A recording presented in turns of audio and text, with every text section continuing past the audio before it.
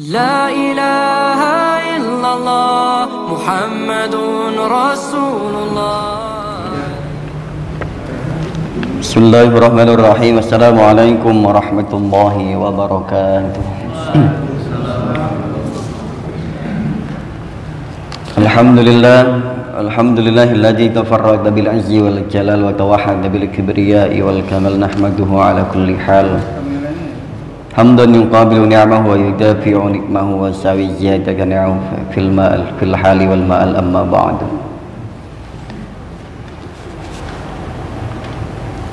Qala Allah ta'ala fi kitabil karim wa astaqul qailin a'udzu billahi minasy syaithanir rajim qul in kuntum tuhibbunallaha fattabi'uni yuhibbukumullahu wa yaghfir lakum dzunubakum wallahu ghafurur rahim.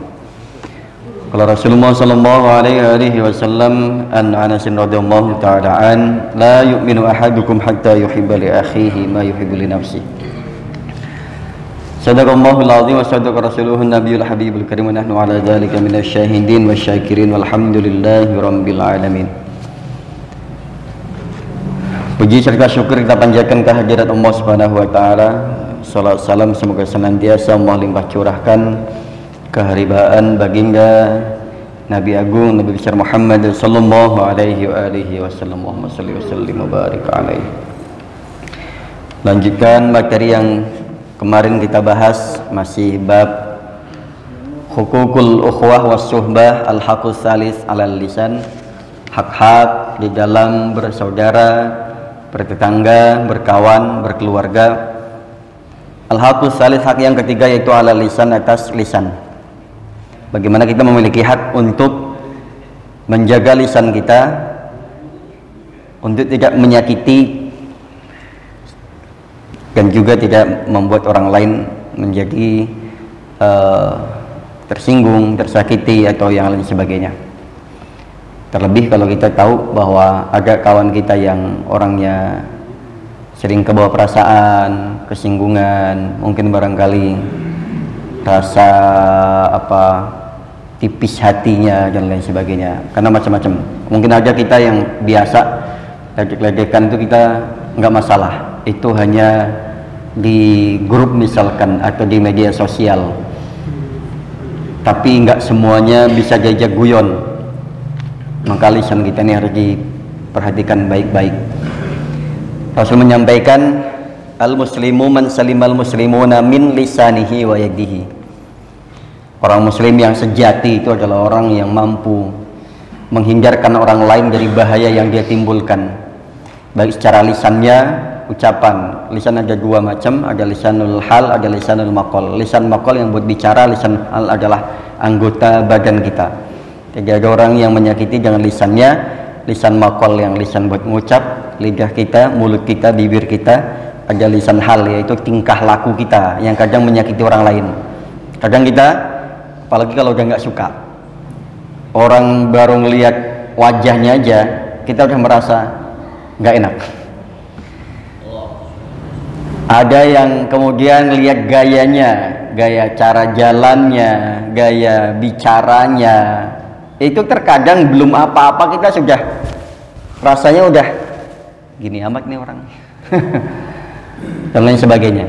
Apalagi kalau yang biasa bicara ceplos-ceplos, kalau saya gini, biasanya orang lihat, wah si Amin udah ketahuan nih kultumnya apaan. Ya, padahal yang demikian ada namanya lisanul hal. Ada orang yang memang jangan gaya gestur tubuhnya ini menunjukkan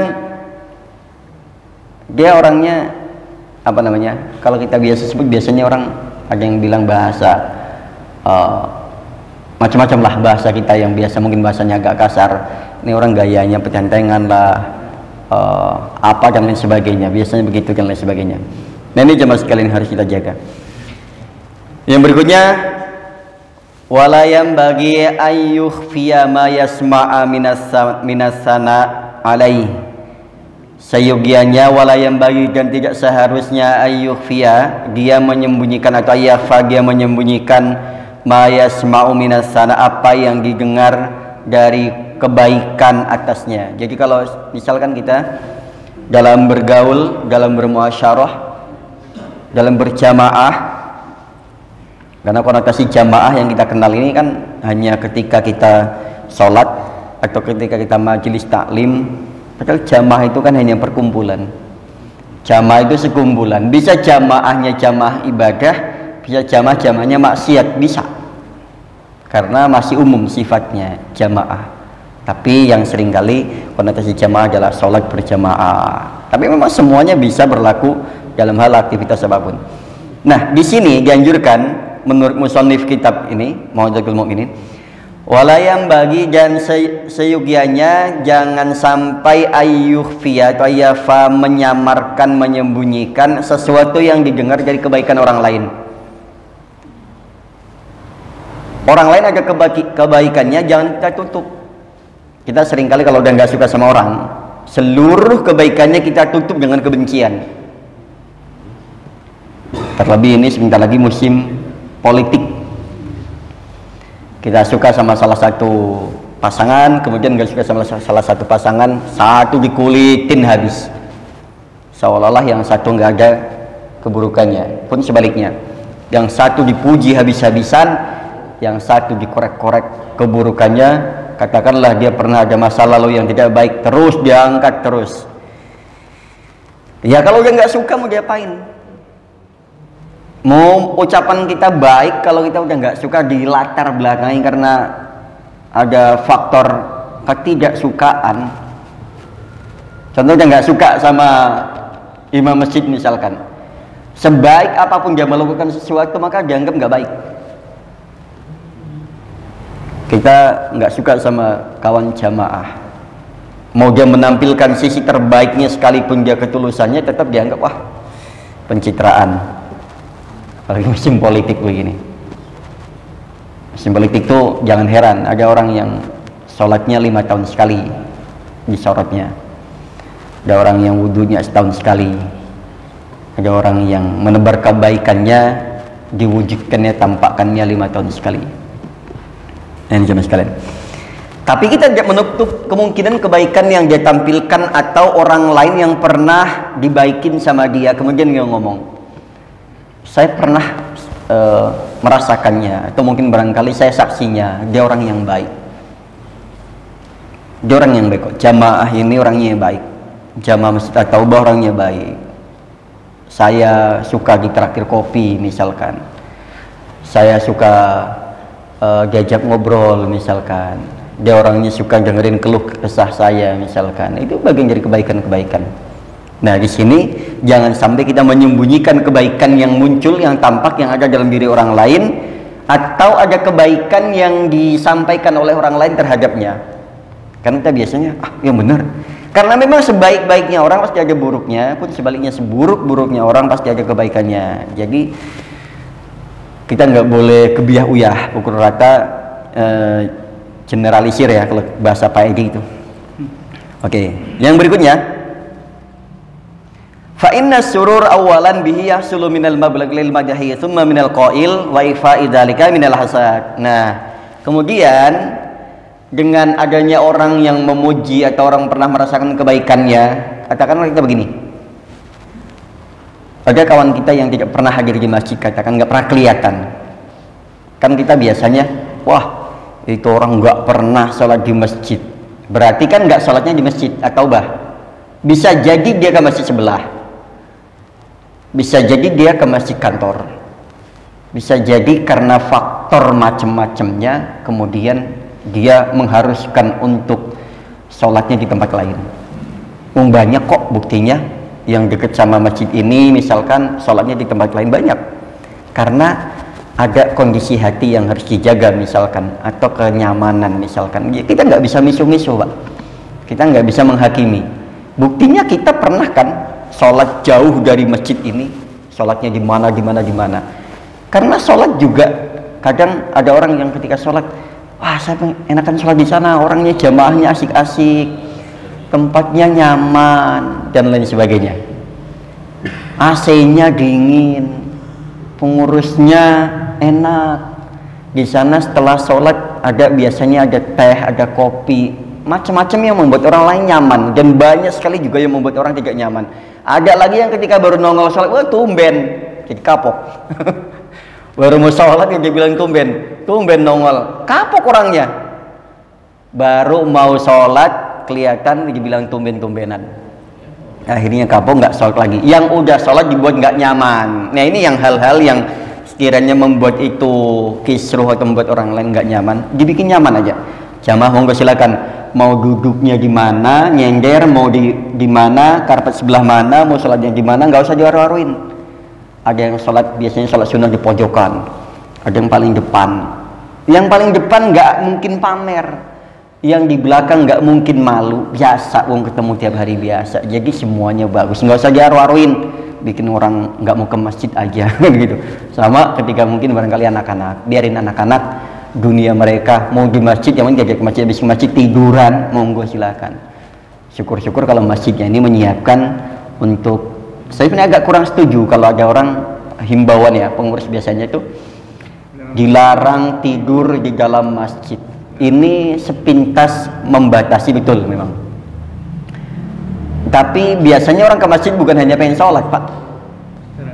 Bahkan ada orang yang mohon maaf bukan muslim itu masuk masjid, Pak, karena pengen istirahat, capek habis kerja seharian misalkan atau di jalan misalkan, bisa istirahatnya di musola, di aula atau di masjid sambil ngecas HP. Siapin casan HP, biarin orang nyaman di masjid, mau sholat mau enggak. Kecuali memang kalau waktunya lagi sholat, ketika enggak sholat berarti aneh. Nanti juga setidur apapun ketika kita lagi sholat jamaah pasti ikut sholat kalau memang udah muslim gitu. Buat nyaman, ada tempat silakan mau ngopi di sana. Atau misalkan kalau memang harus melakukan larangan untuk sholat, mohon tidak tidur di ruangan utama sholat. Sudah kita siapkan Pak di sana. Jangan sampai bingung nih. Ada orang, saya sering kali memperhatikan ada tamu itu kebingungan, Pak, kayaknya mau istirahat gitu, tapi dia kok kayaknya mau di karpet, malu takut dimarahin atau apa, mojok di sana yang nggak ada karpetnya, kasihan. Mau nyalain kipas, nyalain aja. Kadang mau nyalain kipas malu, takut dimarahin. Kita ngerasain Pak dulu pernah juga ketika lagi sholat pengurusnya bubar gitu, langsung dimatiin. Rasanya saya ngerasain gimana ya? Saya pernah waktu itu sholat, saya masbuk. Ketika lagi sholat Allahu Akbar, saya sengaja nyari di bawah kipas. Orangnya pergi dimatiin kipasnya, panas lagi. Saya bilang ya Allah gini, ambil sholat ambil ngedumel. Alhamdulillah dari cepet lagi. Ada gini amatnya, sholat mau nyari kipas malah dimatiin. Biarin aja Pak, kalau ada tamu lagi nyalain kipas atau dia nyari bawah kipas misalkan, nanti pesenin aja. Kalau memang nggak mau nungguin pesenin. Nanti Mas kalau selesai tolong matiin ya. Gitu aja. Nggak usah kita mah orangnya gercepnya matiin aja, nggak mikirin orang lagi mau ngadem lagi mau. Ini kita ngerasain lah, kita orang jalan bagaimana rasanya. Oke, yang berikutnya, Pak, inna surur awalan bihi yasulu minal maghfirah wal maghi. Kalau ada kebaikan, sampaikan kepada orang tersebut. Misalkan ada orang yang pernah merasakan kebaikannya, sampaikan kepada orang, jangan disembunyikan. Ada misalkan dua orang yang sedang berseteru, dua kelompok sedang berseteru, dua orang yang sedang bermasalah, maka kita jangan ikut manas-manasin. Ini hobi kita biasanya manas-manasin. Jangan. Ada dua orang yang sedang konflik, dua orang yang sedang bermasalah, jangan panas-panasin. Oh iya emang dia mau begitu, ke sebelah sini, iya emang dia kemarin begini, jadi nggak baik lagi. Akhirnya nanti ngompor-ngomporin. Ini yang bahaya, yang berada di tengah-tengah, tapi yang ngompor-ngomporin ini yang bahaya. Makanya yang menjadi penengah ini harus ketika nanti, oh dia aslinya orangnya baik Pak, kalau seringkali ngobrol sama saya dia bilang Bapak juga orangnya baik, dulu sering kalau lagi bareng berdua ngomongin kebaikan-kebaikan Bapak. Oh iya ya bener, iya. Yang satu bilang iya Pak, dia salam buat Bapak walaupun nggak ada salam nih.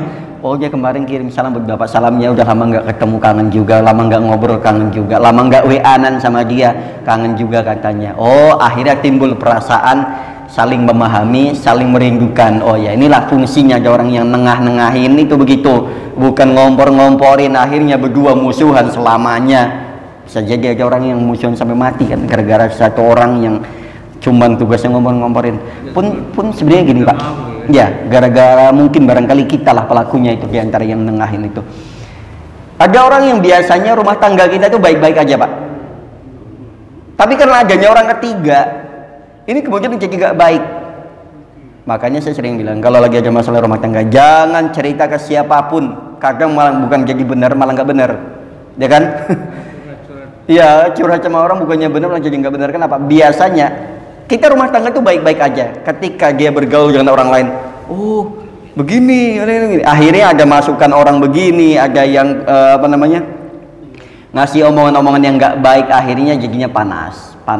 Makanya termasuk pasangan kita kalau bergaul dengan katakanlah teman-temannya, diwanti-wanti hal-hal yang sifatnya ghibah, sifatnya privasi, personal, pribadi, jangan sampai keluar, jangan sampai bocor. Nanti apa?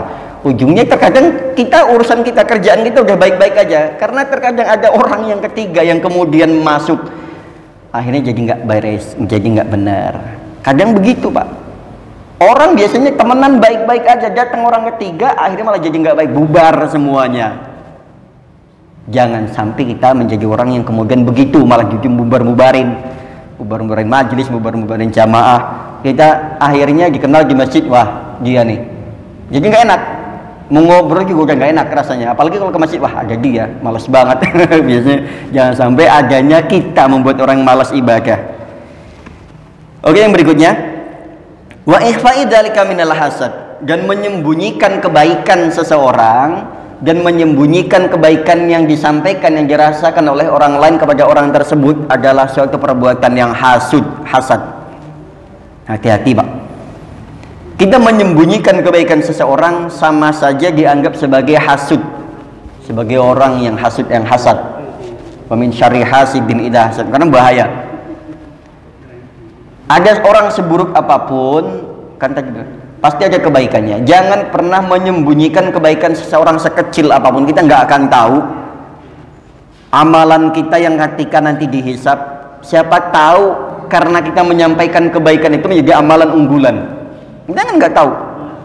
Seolah-olah sholat kita, belum tentu sholat kita nanti dibawa di hadapan Allah, belum tentu semuanya baik bagus dari Allahu Akbar sampai salam, itu belum tentu. Terkadang dengan kita menampilkan kebaikan orang lain itu bisa menjadi asbab kita diberikan maghfirah oleh Allah Subhanahu wa taala. Makanya penting ketika ada jenazah, mari kita saksikan bahwa almarhumah ini orang yang khair dan baik. Meskipun kita nggak menyaksikan kebaikannya. Ya kan? Biasanya kan yang mimpin sholat suka begitu. Isyhadu annahu min ahlil khair, itu kan khair. Padahal kita nggak tahu nih orang ini kebaikannya apa, tapi nggak apa-apa, akan menjadi saksi nanti di hadapan Allah Subhanahu wa taala bahwasanya orang-orang menyaksikan bahwa si almarhum atau jenazah ini termasuk orang yang baik. Dengan begitu nanti akan menjadi saksi di hadapan Allah bahwasanya almarhumah atau jenazah ini termasuk orang yang baik, meskipun dia sama kita nggak pernah katakanlah tegur sapa, salam atau apa. Seenggak-enggaknya kita menyaksikan bahwa ini adalah hamba Allah ketika walaupun hidupnya nggak dibawa ke masjid, tapi meninggalnya sampai masjid itu udah bagus, Pak. Ya kan? Banyak kok orang yang meninggal nggak sampai masjid. Kadang jenazahnya nggak sampai, kadang jenazahnya hilang, kadang disolatin gaib, kadang disolatin nggak di masjid, ada yang sholatin di rumah, ada. Tapi dengan sampainya jenazah ketika hidupnya nggak sholat di masjid saja, ketika sudah meninggalnya sampai di masjid, itu sudah bagian dari kebaikan. Entah bagaimanapun masa lalunya nggak ke masjid, katakan ketika jenazahnya matinya kok dapat disolatkan oleh orang-orang yang ahli masjid, ini udah termasuk bagian daripada kebaikan di penghujung kematiannya, penghujung usianya. Nah, dengan menyembunyikan kebaikan orang lain itu termasuk dari sifat hasad. Begitupun dengan ketika ada orang lain yang menyampaikan kebaikannya untuk disampaikan orang lain, ternyata kita sembunyikan, itu termasuk juga hasad.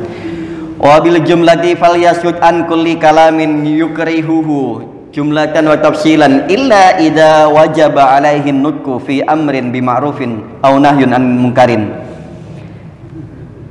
Yang berikutnya, falyaskut an kulli kalamin yukrihuhu, hendaknya kita tidak ambil bagian, hendaknya kita diam.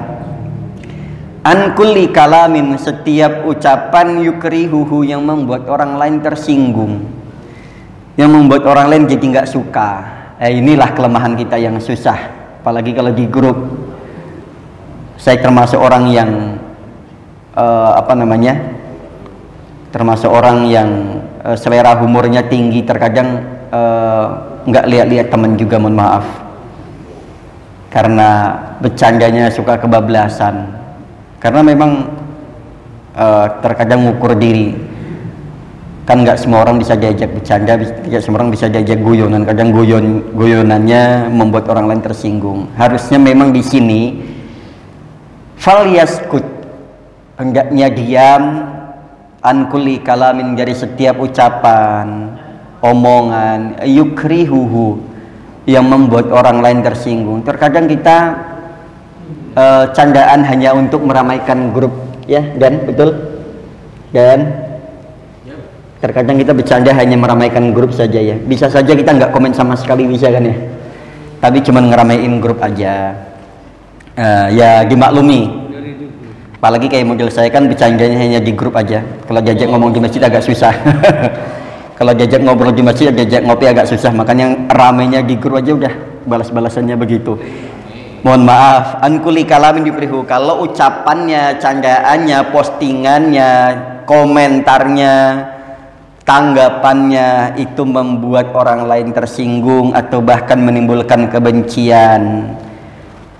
Wa tafsilan illa idza wajaba alaihin nutku, kecuali memang kalau kok postingan itu membuat orang lain tersinggung tapi tujuannya benar atau wajib disampaikan. Ada misalkan contoh mengingatkan dalam hal sholat, ada orang yang kesinggung loh diingetin sholat, ada orang yang kesinggung diingetin, misalkan ada yang posting tengah malam sholat tahajud yuk, karena nggak pernah ditanggepin, karena nggak pernah direspon, atau ada orang yang bilang orang kok mau sholat kok posting-posting, ini akhirnya kesinggung, padahal tujuannya baik. Nggak apa-apa, sampaikan saja, walaupun kita sedang tidak sholat, misalkan kebangun nih jam sekian udah posting, ayo monggo sholat malam, dianya mau sholat mau nggak terserah, yang penting ucapannya adalah kebaikan, postingannya mengandung ajakan dakwah, bagus. Tengah malam share misalkan yang nuansa dakwah, biarin aja, nggak usah diaru-aruin, nggak usah di apa,